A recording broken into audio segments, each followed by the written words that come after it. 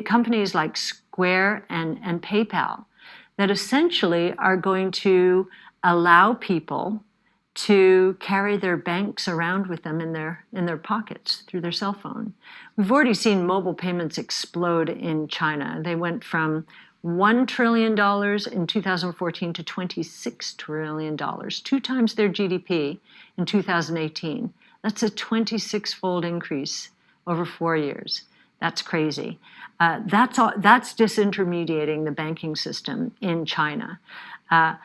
We think the same thing's going to happen in the developed markets, and that digital wallets will take the place of bank branches. To give you a sense, Cash App, Square's Cash App, merchants use it. It's just entered Australia, by the way, and merchants can swipe a credit card through the Square for payments. And payments will accumulate in the Cash App. And what Square's competitive advantage is to a bank is Square knows every second of the day how this merchant's business is doing, right? Because it sees every payment. And it's able to anticipate working capital needs. And it's able to anticipate maybe capital needs. Oh, and by the way, payroll processing. And then it's got consumers using it, right? And so their cost of customer acquisition is roughly $20, whereas a bank, to get one credit card customer, has to pay anywhere from $300 to $1,500. There's no comparison. It's going to be very difficult. And then, so you've got Square and Cash App and PayPal nipping at the bank's heels. Welcome back to the channel, everyone. Hope you enjoyed that short clip. I thought I'd put it in as, who doesn't like Cathie Wood and respect what she's got to say. Also, she raises some good points that will help out with our forecast and valuation for Square. So, as always, we're going to do some research and analyse the stock. I'm then going to walk you through maybe a potential investment thesis or narrative for the future, as well as list out some of the going concerns. Just before we start, if you haven't already, be sure to subscribe to the channel, click the notification bell so you can see more investing videos such as this one. Really appreciate all of the current subscribers and people interacting with me in the comments. It's been really fun so far. If you enjoyed the video, please also be sure to leave a like, as it helps the channel out greatly. And just very quickly, for any of you who don't know, Square is a financial services and online payments company. Provides hardware and software tools to help businesses operate and grow, as well as a peer-to-peer app for individuals to spend, send, and invest money. The business is split into 2 segments, Seller and Cash App, which we'll get to in a moment. Square's founder and CEO is indeed Jack Dorsey, also founder and CEO of Twitter. And no, this is not a homeless person. This is actually one of the greatest entrepreneurs of our generation. So I shouldn't really say that. But anyway, let's move on. Okay, I'm not going to spend loads of time breaking down their business segments and operations. I'll just give you a brief overview. I want to spend more time on the forecast, investment thesis, and valuation, as I think I can add a bit more value there. I will leave a video in the description that describes exactly how Square makes their money, but should be fairly clear after this. So the seller products, we've got point-of-sale hardware systems and products, software for payments processing, payroll and data analytics, the Square card, a free business debit card, Square Capital, a way for sellers to access capital to help grow and sustain their business. So this product, or these products, are mainly just for business customers. The Cash App is a peer-to-peer payment service for individuals, provides financial tools to users of the app that include peer-to-peer payments, Bitcoin, stock investments, and a cash card. So that's linked and stored to the balances on the card so they can make purchases or withdraw funds from an ATM just like they can with their bank. So essentially it's given them a financial ecosystem on one app, like a digital wallet, like Cathie Wood said.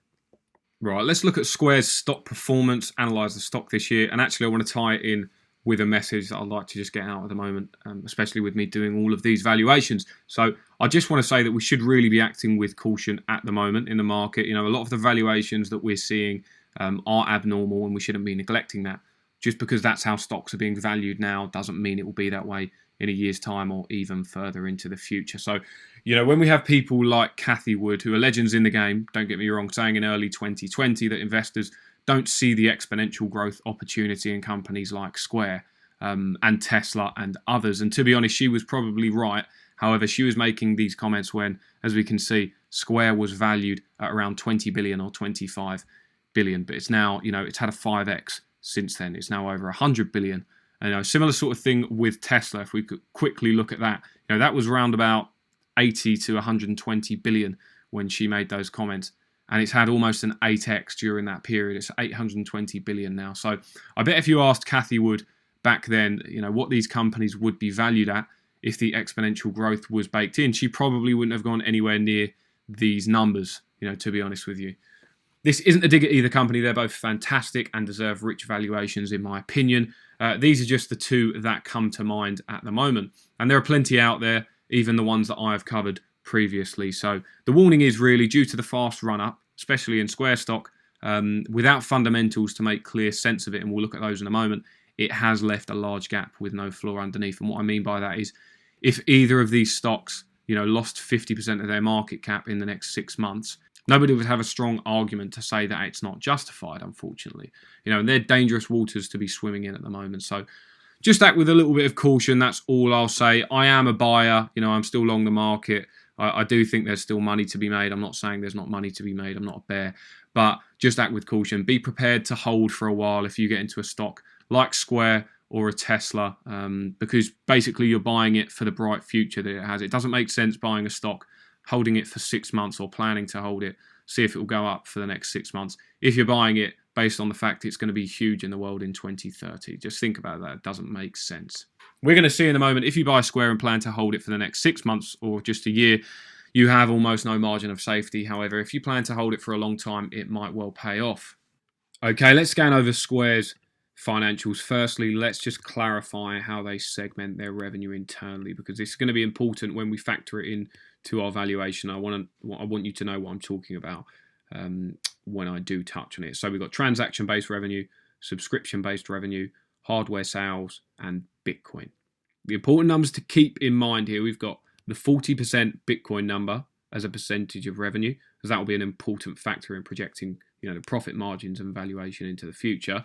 Also, another important number, this growth rate in the subscription service business, which is really the center of excellence for Square's business, and also has an 85% gross margin. So another number to keep in mind for our forecast. This area of the business really could see attractive bottom lines in the future, as sales and marketing, general expenses, and other, operating costs start to level out with scale. But let's take a look at the 5-year performance that we've got up here. Mainly, I want to focus on revenue and gross profit. So revenue over a 5-year period, we've seen 43% compound annual growth rate, which is obviously very good. Gross profit slightly higher at 46%, which is good. It tells us that they are benefiting from this network effect that they talk about and others talk about, and they're getting more profitable with scale. They'd actually have higher gross margins, and that gross margin number would probably be higher if Bitcoin revenue wasn't accounted for in here. In my opinion, really it should be put on the balance sheet. But I guess as they charge a transaction fee, it has to be accounted for. EBITDA, there's not much we can do with EBITDA. They haven't really turned a meaningful profit yet, so we're going to have to get creative with that part in our valuation, but that's fine. I'm sure we can make some estimates. Revenue and gross profit excluding Bitcoin. So the gross profit margin is actually 53% excluding Bitcoin. Definitely something to take note of. Revenue was 4.5 billion excluding Bitcoin. Growth rate excluding Bitcoin in both years was actually 25% year over year, which is still a good number considering we're in a COVID world, for the majority of this year, and counterparties like MasterCard and Visa have struggled to even stay flat. So when you're transaction-based revenue, it makes up the majority of your business. It's not bad to be 25% year over year.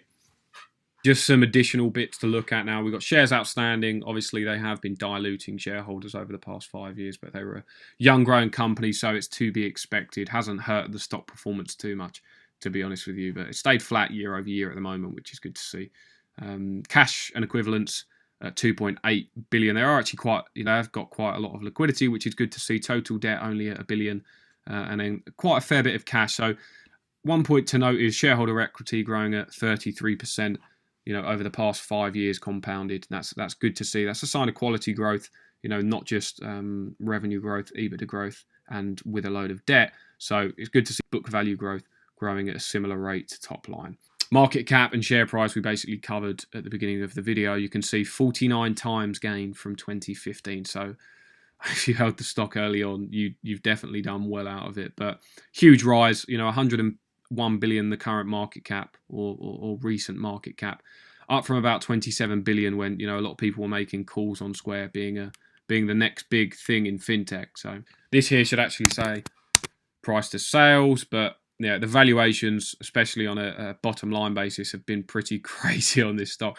1,600 times EBITDA. That's not something you see every day, but 13 times price to sales, which makes it seem like a little bit more of a reasonable investment, although very steep still. 13 versus the 7 times average. Okay, now let's look at my forecast. So it's not a huge forecast, to be honest. It's one of those companies where I know it seems complicated on the face of it, but really the more complicated you make it, the less accurate it's likely to be, in my opinion. So walking you through the assumptions. Top line revenue growth, first of all. I was thinking anywhere between 35 to 45 for the next 5 years, or 3 to 5 years. A similar number to the previous 5 that we just saw.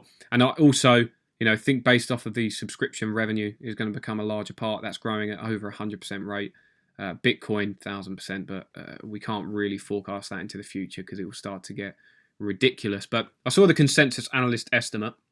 It's currently at about 39%, and that's bullish enough for me, to be honest. I'm going to be putting it in there at 39%, which, to be honest with you, I don't even know if they could get to 39% for 5 years straight. So it's definitely bullish, so keep that in mind. EBITDA, this is where it gets slightly less straightforward. So I'm assuming that Bitcoin stays around 40% of the total revenue. Otherwise, we will see that top line rate actually start to slow, or not slow, but not be 39%. So if it does stay and contribute to the growth, then unfortunately margins will be tarnished when we're looking at a summarized picture of Square. So I'm essentially saying they can get to around 25% or 30% margin excluding Bitcoin. So this is the revenue excluding Bitcoin during this period, so 60% of the total, EBITDA less Bitcoin, basically a 25% margin just off of the transaction-based revenue, subscription revenue, and the hardware revenue. But overall, with Bitcoin in the picture, that's a 15% EBITDA margin. So I've got this scaling up over time just so the EBITDA numbers don't look unrealistic for the next sort of 1 to 4 years. So 5, 7, 9, 12, and 15%. We're not going to do a free cash flow forecast in this because we don't really have the data so far to back up what could be a realistic free cash flow forecast for Square. So I'm going to go with earnings for now, or EBITDA as our closest relative to that. Shares outstanding, I've just gone with flat at the moment. I'm not going to have that growing or decreasing over the next few years, although they may dilute shareholders slightly. Cash and total debt just growing at a standard rate of 10 and 5% respectively, gets us to a similar sort of contrast to each other in 2025, 4.6 versus 1.3 billion in debt. Over here, a little bit of a narrative just to summarize what we've got there. So I'm assuming a 5x in revenue over the next 5 years, which is in line with the consensus analyst estimate of 35 to 39%. If they keep reporting Bitcoin as revenue, it seems likely it will continue to make up 40% of the revenue or more due to the parabolic growth rate of Bitcoin. Transaction businesses, Cash App, excluding Bitcoin and hardware, will achieve a 25 to 30% EBITDA margin once the costs, bottom line costs, start to level out. Market will be pricing will be pricing them at a premium of 25 to 30 times EBITDA, in my opinion, due to it still having a runway for growth post 2025 and being a transaction-based fintech company that always really sell at a premium to the market. So I guess it's probably a good time to touch on the terminal values. I've got respectively an EV to EBITDA multiple here and then a price to sales multiple here. The EV to EBITDA multiple is probably my preference, but I've got this one in here too in case our margins are off or they push back profitability to further into the future. And I've just gone with a 5 times sales. It could be as low as 4 or 5 times, but slightly higher than that at the moment. We've got 13 times price to sales. So if it basically reduces by over a third, then we'll have a 5 times sales target.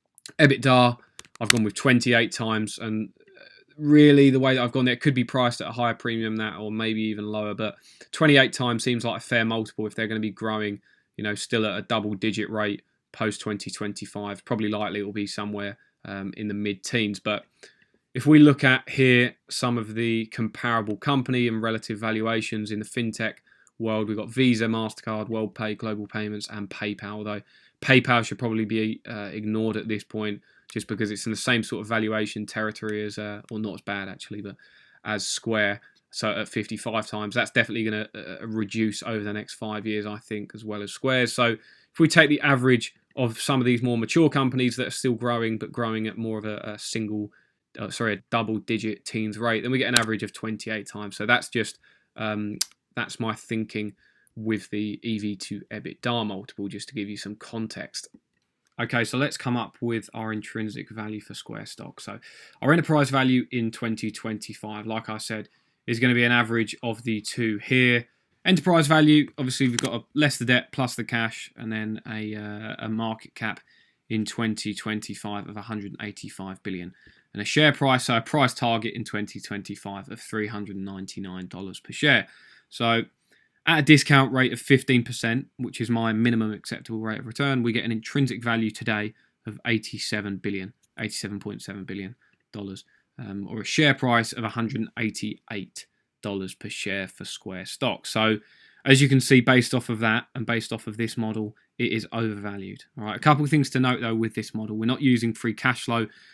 We are using the earnings as our cash to distribute to shareholders. So it's not technically correct, and actually I don't see free cash flow being as high as this, especially in the next 1 or 2 years. Who knows, maybe it will be, but that's something to keep in mind. So that would actually reduce our intrinsic value somewhat, but the majority of the present value is going to come from this terminal value number here, as you can see.